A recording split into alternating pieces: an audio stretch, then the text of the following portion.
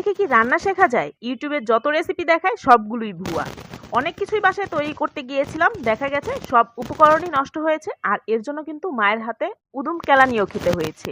ভাই, অন্যের দোষ দেওয়ার আগে নিজের দোষটাও কিন্তু একটু দেখতে হবে।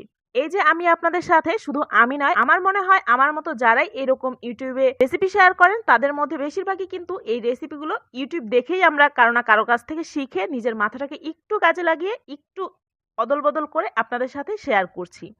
এই যে দেখতে পাচ্ছেন পুডিং তৈরি করছি, এই রেসিপিতে কিন্তু আপনাদের সাথে আমি আগেও একটা সুন্দর ডিটেলস রেসিপি শেয়ার করেছিলাম। সেখানে কিন্তু আমি 2টা ডিম দিয়ে 5টা কাপ পুডিং তৈরি করেছি। উপকরণ দ্বিগুণ ব্যবহার করাতে আমার এখানে পুডিং হওয়ার কথা ছিল 10টা, কিন্তু ডিমের সাইজগুলো বড় হওয়াতে কিন্তু এরকম 10টা পুডিং হওয়ার পরেও 2টা এরকম ছোট ছোট বাটি কিন্তু এক্সট্রা তৈরি হয়েছে।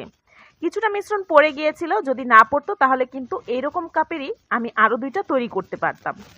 আবার দেখেন, 2টা ভিন্ন পাত্রে স্টিম করাতে একটা পাত্রে যেহেতু টেম্পারেচার ঠিক ছিল তাই এরকম সুন্দর স্মুথ হয়েছে, আরেকটা পাত্রে টেম্পারেচার একটু বেশি বা একটু বেশিক্ষণ আমি বয়েল করার কারণে কিন্তু এরকম ছিদ্র ছিদ্র হয়েছে। এখন আমি যদি ইউটিউবের দোষ দেই যে ইউটিউবের রেসিপি ঠিক ছিল না সেই জন্য আমার পুডিংগুলো এরকম ছিদ্র ছিদ্র হয়েছে, তাহলে তো হবে না। কিছু কিছু ক্ষেত্রে কিন্তু নিজেরও কিছুটা দোষ থাকে, সেটা স্বীকার করতেই হবে।